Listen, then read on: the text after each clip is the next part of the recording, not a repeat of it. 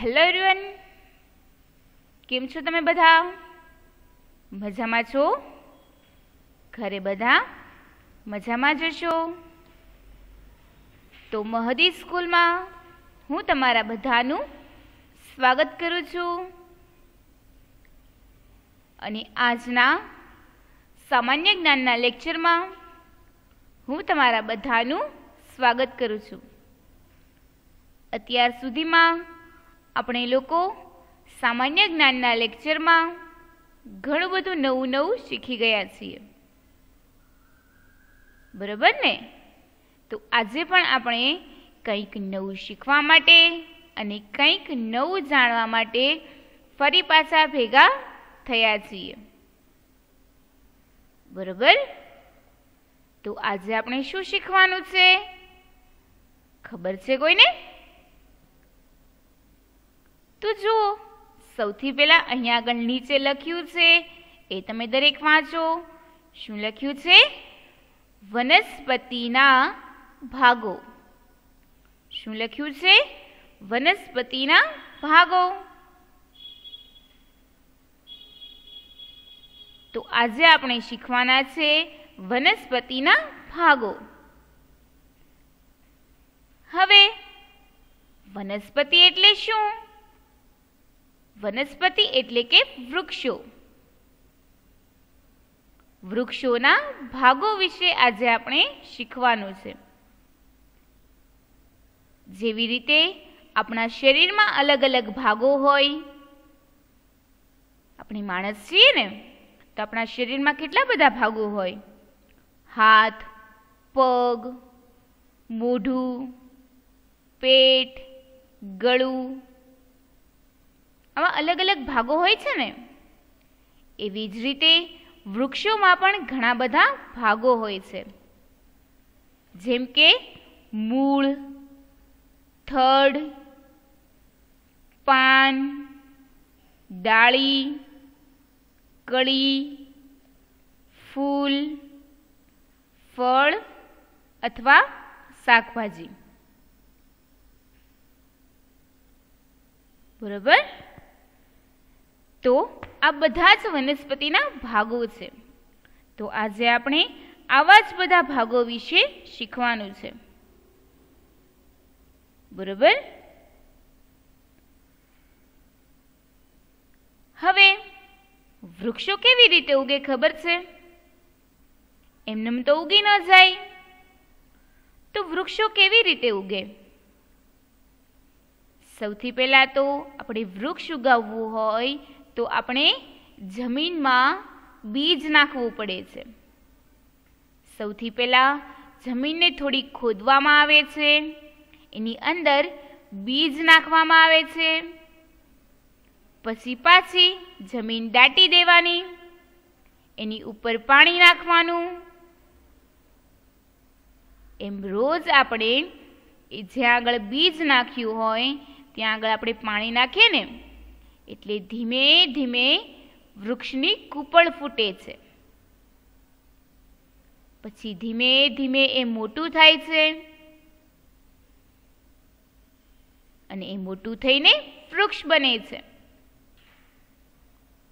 બરાબર?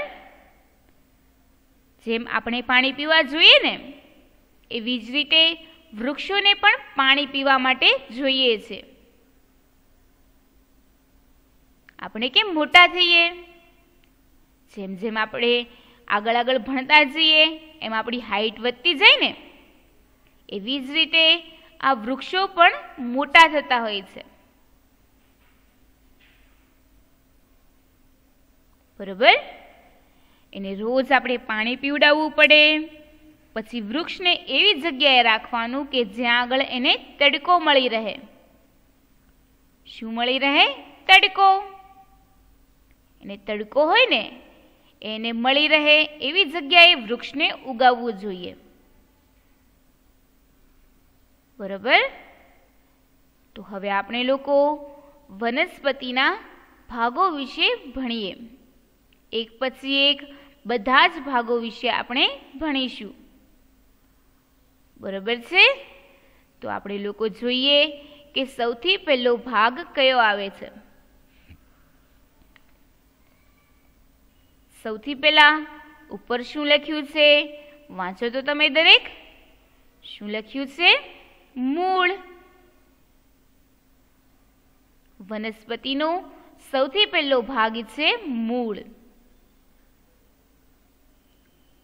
તમે લોકો યાદ રાખજો કે વનસ્પતિનો સૌથી પહેલો ભાગ છે મૂળ. હવે તમે લોકો નીચે ચિત્ર આપ્યું છે એ તમે લોકો જુઓ. ચિત્રમાં તમને શું દેખાય છે? આજે તમે જોઈ રહ્યા છો કથ્થાઈ કલરનું એ બધી જમીનો છે અને આજે તમે જોઈ રહ્યા છો સફેદ કલરનું એ બધા જ વૃક્ષોના મૂળ છે. શું છે? બધા જ વૃક્ષોના મૂળ છે. જેમ જેમ વૃક્ષ મોટું થતું જાય ને એમ એમ એના મૂળ ફેલાતા જાય છે, એટલે કે મોટા થતા જાય છે. અહીંયા આગળ તમે જોઈ રહ્યા છો આ ચિત્રમાં, તો અહીંયા આગળ એક વૃક્ષ છે. એ વૃક્ષ મોટું હશે, દેખાય છે ને? તો એના આ જે મૂળ છે એ કેવી રીતે જમીનમાં ફેલાણા છે જુઓ તો તમે. આ ડાવડા દેખાય છે ને? તો સૌથી પહેલો વનસ્પતિનો ભાગ છે મૂળ. આ મૂળનું કામ હોય છે વનસ્પતિને જમીન સાથે જકડી રાખવાનું. શું કામ હોય છે? મૂળનું કામ હોય છે વનસ્પતિને જમીનની સાથે જકડી રાખવાનું. પછી આપણે રોજ વૃક્ષને પાણી પાઈએ ને તો એ બધું જ પાણી આ મૂળ શોષી લે છે. શું કરે છે? મૂળ પાણી શોષી લે છે અને એ બધું જ પાણી એ વનસ્પતિ સુધી પહોંચાડે છે. કોની સુધી પહોંચાડે? વનસ્પતિ સુધી પહોંચાડે છે. અને પછી ધીમે ધીમે એ વૃક્ષ ઉપર કળી આવે છે, ફૂલ આવે છે, ફળ આવે છે. બરોબર? તો તમે લોકો યાદ રાખજો કે મૂળનું કામ હોય છે વનસ્પતિને જમીનની સાથે જકડી રાખવાનું અને મૂળમાંથી જ વનસ્પતિનો વિકાસ થાય છે. અને મૂળનું કામ હોય છે વરસાદથી વનસ્પતિનું રક્ષણ કરવાનું. બરોબર? શેનાથી રક્ષણ કરે છે? વરસાદથી વનસ્પતિનું રક્ષણ કરે છે. જમીનની અંદર જે મૂળ હોય ને એ પાણી અને ક્ષારો ચૂસવાનું કામ કરે છે. ફરીથી બોલું છું, જમીનની અંદર જે મૂળ હોય છે એ પાણી અને ક્ષારો ચૂસવાનું કામ કરે છે. અને પછી એ બધા જ મૂળો ડાળી, પાન, ફળ, ફૂલ સુધી પાણી પહોંચાડે છે. બરોબર? તો આપણો વનસ્પતિનો સૌથી પહેલો ભાગ છે મૂળ. સમજાણું તમને દરેકને? તો હવે આપણે લોકો આના પછીનો વનસ્પતિનો ભાગ જોઈએ. પછીનો વનસ્પતિનો ભાગ છે થડ. ઉપર શું લખ્યું છે? થડ.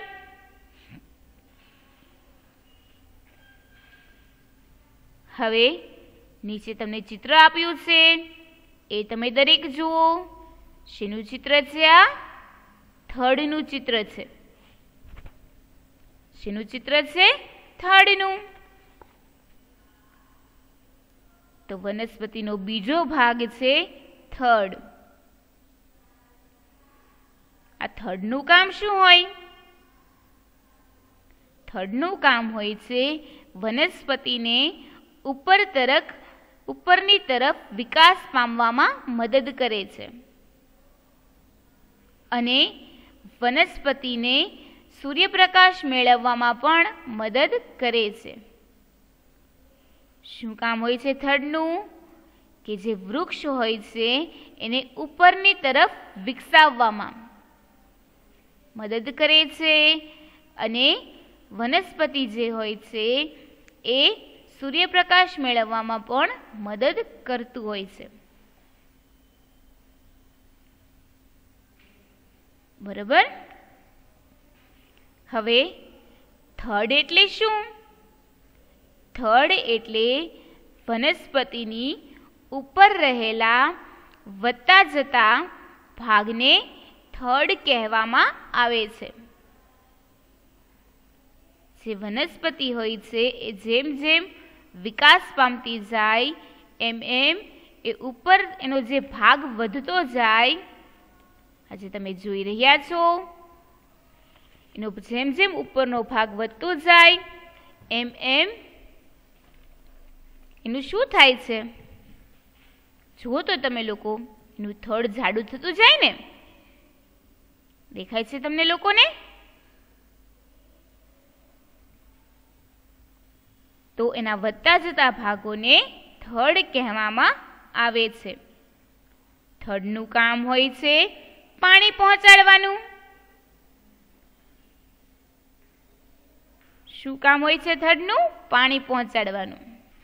પછી થડનું કામ હોય છે વનસ્પતિને ટટ્ટાર રાખવાનું.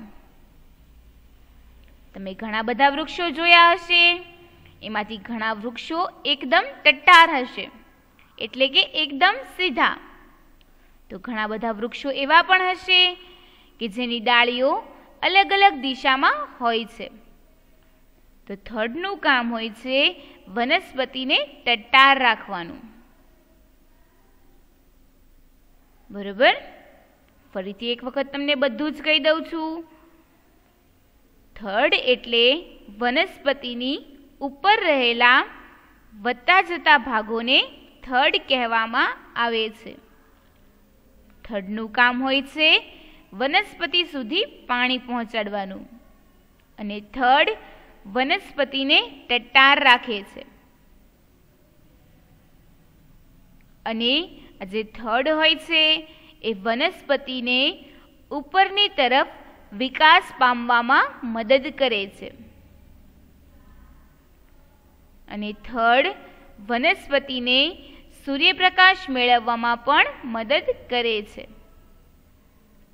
બરાબર. સમજાણું તમને દરેકને? તો વનસ્પતિનો બીજો ભાગ છે થડ. સૌથી પહેલો ભાગ કયો હતો? મૂળ. તમને લોકોને હું ચિત્ર દેખાડું છું, એ તમે લોકો જુઓ. સૌથી પહેલા આપણે લોકોએ જોયું મૂળ, પછી મૂળની જેમ આપણે ઉપર જઈએ એટલે આ તમને જે દેખાય છે આ બધું જ થડ છે. બરાબર. એટલે આપણું મૂળ જે છે એ સૌથી પહેલો ભાગ થયો, એની પછી આવ્યું થડ, તો થડ આપણો બીજો ભાગ થયો. હવે આપણે લોકો વનસ્પતિનો ત્રીજો ભાગ જોઈએ. બરાબર. જુઓ છે ને? તો આપણે લોકો જોઈએ.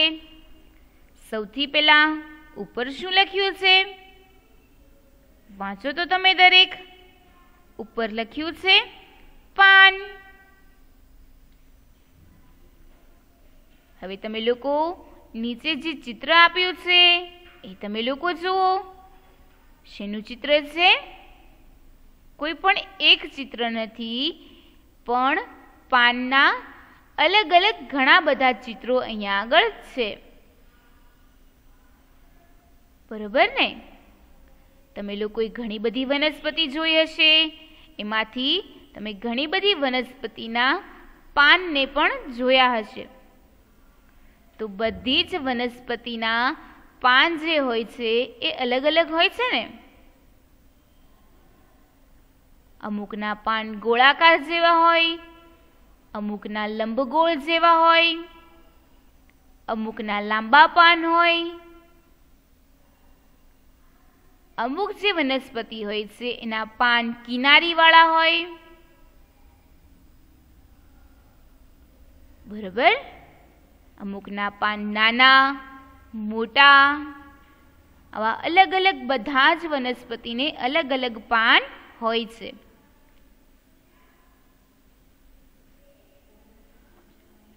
હવે આ જે વનસ્પતિ હોય ને એ પણ શ્વાસ લેતી હોય છે. આપણે કેવી રીતે શ્વાસ લઈએ છીએ તેવી જ રીતે આ વનસ્પતિ પણ શ્વાસ લેતી હોય છે. એટલે પાનનું કામ હોય છે વનસ્પતિને શ્વાસોશ્વાસમાં મદદ કરવાનું. વનસ્પતિ જે છે એ કાર્બન ડાયોક્સાઇડ વાયુ લે છે અને આપણને ઓક્સિજન વાયુ આપે છે. ફરીથી બોલું છું, વનસ્પતિ કાર્બન ડાયોક્સાઇડ વાયુ લે છે અને આપણને ઓક્સિજન વાયુ આપે છે.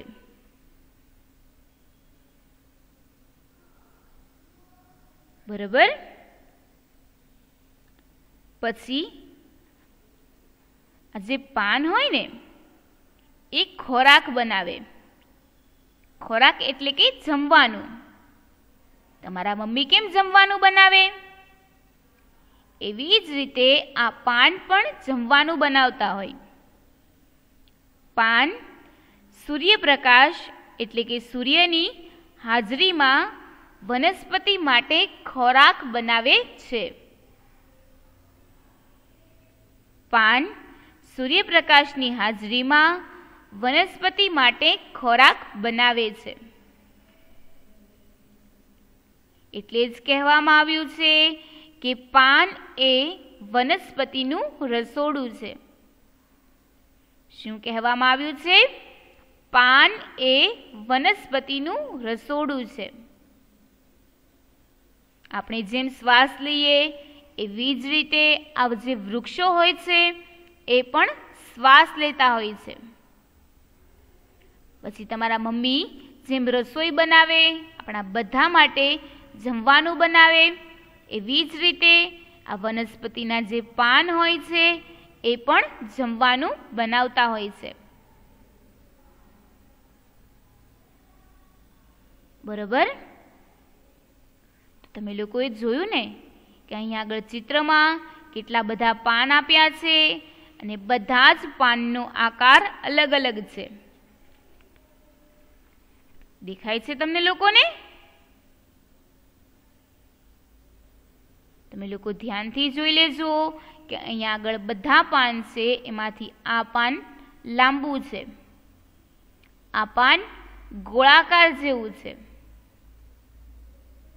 અને આ જે તમે પાન જોઈ રહ્યા છો એ એક જ પાન છે પણ અલગ અલગ પાન હોય એવું આપણને લાગી રહ્યું છે. દેખાય છે? અહીંયા આગળથી આ પાન જોઈન્ટ છે એટલે કે જોડેલું છે. અને મેં તમને લોકોને કીધું એમ કે બધી જ વનસ્પતિના પાન અલગ અલગ હોય છે. બરાબર. તમે લોકો યાદ રાખજો કે વનસ્પતિ ઓક્સિજન વાયુ આપે છે અને કાર્બન ડાયોક્સાઇડ વાયુ લે છે. આપણે શ્વાસ લઈએ ને એમાં આપણે લોકો કયો વાયુ લઈએ ખબર છે? માણસ શ્વાસ લે એમાં તે ઓક્સિજન વાયુ લે છે અને કાર્બન ડાયોક્સાઇડ વાયુ છોડે છે. તો આપણે જે કાર્બન ડાયોક્સાઇડ વાયુ છોડીએ ને એ બધો જ કાર્બન ડાયોક્સાઇડ વાયુ વનસ્પતિ લઈ લે છે અને આપણને ઓક્સિજન વાયુ આપે છે. બરાબર. તો આપણો વનસ્પતિનો ત્રીજો ભાગ છે પાન.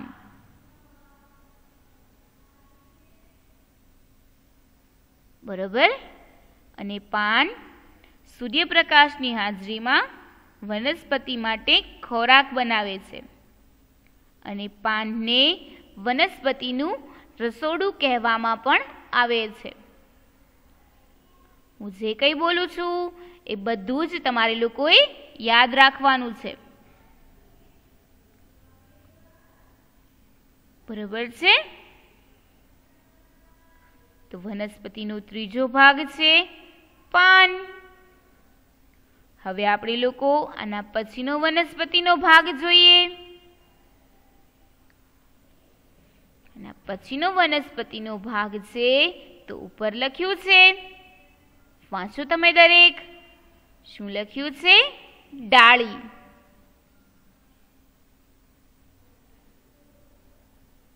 શું લખ્યું છે? ડાળી. હવે તમે લોકો નીચે ચિત્ર આપ્યું છે એ તમે લોકો જુઓ. ચિત્રમાં તમને લોકોને શું દેખાય છે? વૃક્ષ હોય ને એની સાથે સાથે અલગ અલગ રીતે જોડાયેલા હોય એને કહેવાય છે ડાળી. તમે લોકો અહીંયા આગળ જુઓ તો આ એક થડ છે, એની સાથે આ એક ડાળી, ડાળીની હારે બીજી ઘણી બધી અલગ અલગ ડાળીઓ જોડાયેલી હોય તો એ બધી હોય છે ડાળીઓ. તમે લોકો અહીંયા આગળ જુઓ તો અહીંયા આગળ આ એક ડાળી છે, એની સાથે અહીંયા બીજી ડાળી, ત્રીજી ડાળી, ચોથી ડાળી. બરોબર? એટલે વનસ્પતિની સાથે જોડાયેલી હોય એને કહેવાય છે ડાળીઓ.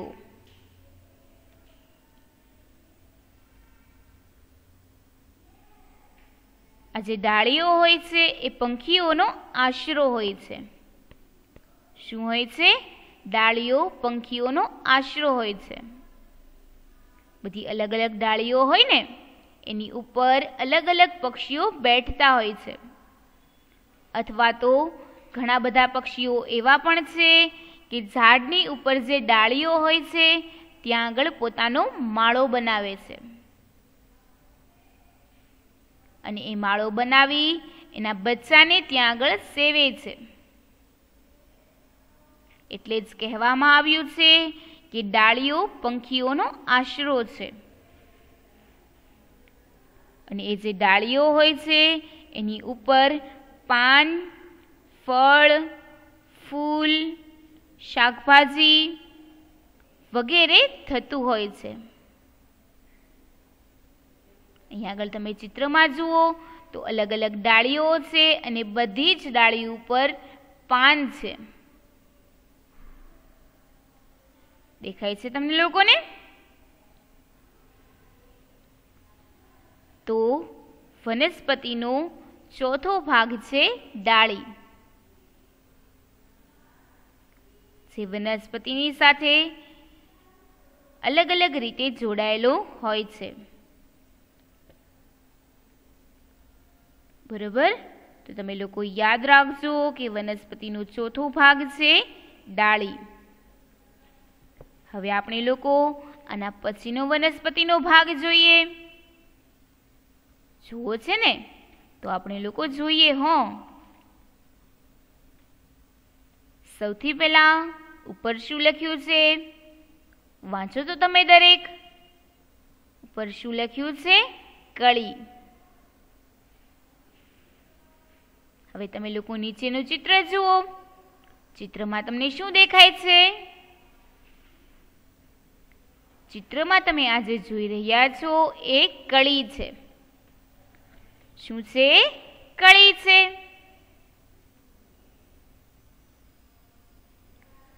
બરોબર? હવે હું તમને લોકોને એક સવાલ પૂછું છું. તમે ક્યારેય ફૂલને ખીલતા જોયું છે? જોયું છે કોઈએ? તો જે ફૂલ હોય છે એ આવી કળીમાંથી બનતું હોય છે. શેમાંથી બનતું હોય છે? કળીમાંથી. ફૂલ ન બને એની પહેલા આવી કળી આવે છે. શું આવે છે? કળી આવે છે. પછી એ જે કળી હોય છે એ ધીમે ધીમે ખીલે છે. શું થાય છે? એ જે કળી હોય છે એ ધીમે ધીમે ખીલે છે અને ધીમે ધીમે એ ફૂલ બને છે.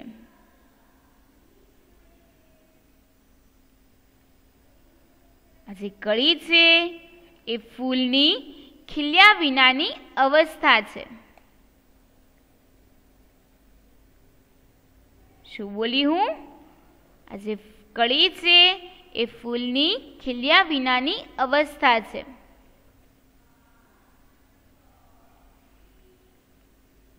બરાબર? જે ફૂલ હોય ને એ જ્યારે ખીલ્યું ન હોય ત્યારે તે આવી કળી હોય છે અને જેમ જેમ સમય જતો જાય તેમ તેમ એ કળીમાંથી ફૂલ બને છે. અત્યારે તો કળી થોડી ખુલ્લી ગઈ છે, પરંતુ આ જે કળી હોય છે એનું આજે તમે જોઈ રહ્યા છો આ લીલો ભાગ એકદમ જોઈન્ટ હોય છે, એટલે કે જોડેલો હોય છે. પછી ધીમે ધીમે એ આવી રીતે ખીલે છે. બરોબર? તો વનસ્પતિનો પાંચમો ભાગ છે કળી. કેટલામો ભાગ છે? વનસ્પતિનો પાંચમો ભાગ છે કળી. બરોબર? તમને લોકોને મેં આજે જે કંઈ શીખવાડ્યું એ બધું જ યાદ રહી ગયું છે?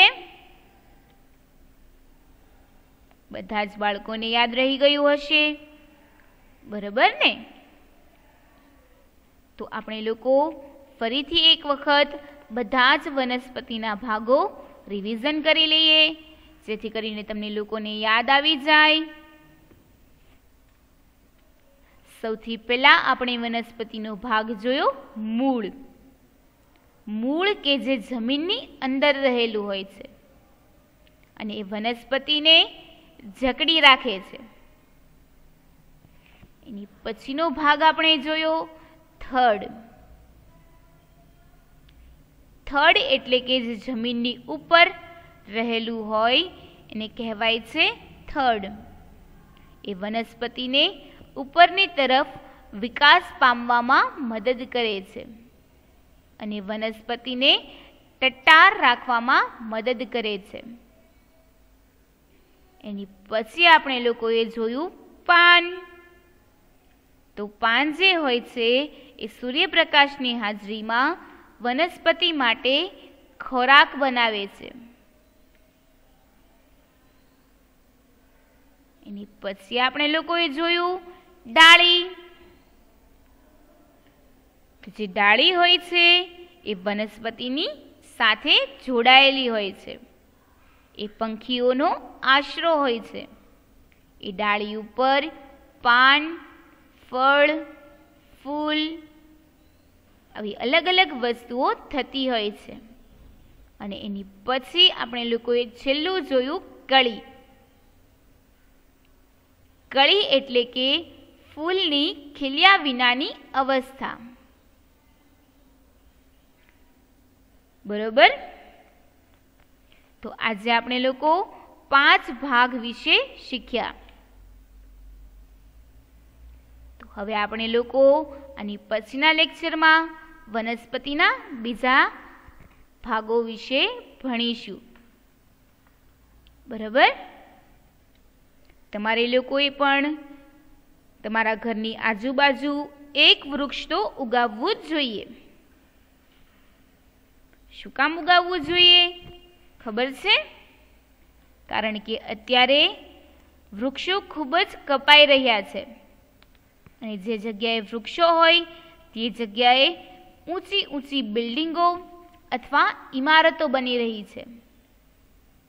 એક સમય એવો આવશે કે જ્યારે એક પણ વૃક્ષ નહીં હોય અને ત્યારે માણસને શ્વાસમાં ખરાબ વાયુ લેવા પડશે. અત્યારે જે ઓક્સિજન વાયુ લે છે ને એની બદલે બીજો ખરાબ વાયુ લેવો પડશે. એટલે કોઈ પણ તમારો દિવસ સારો હોય, હવે તો ઘણા લોકો એવું પણ કરે છે કે પોતાનો બર્થડે હોય તે દિવસે એક વૃક્ષ ઉગાવે